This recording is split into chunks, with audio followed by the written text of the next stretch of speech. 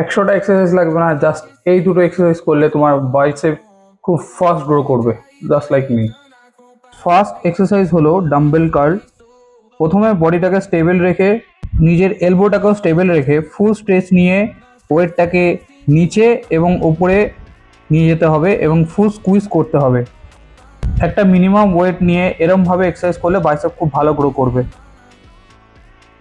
Second exercise হলো preacher curl, যা বাইসেপে isolation movement করার জন্য বেস্ট এক্সারসাইজ।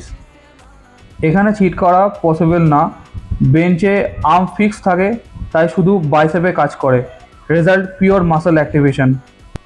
যদি তুমি বারবেলটাকে ওপরে তুলে নিচে নিয়ে যাওয়ার সময় ফুল স্ট্রেচ দাও, তাহলে স্পেশালি এটা শর্ট হেডটাকে টার্গেট করে, যা তোমার বাইসেপকে ফুল রাউন্ড অ্যান্ড পিক লুক দিতে হেল্প করবে।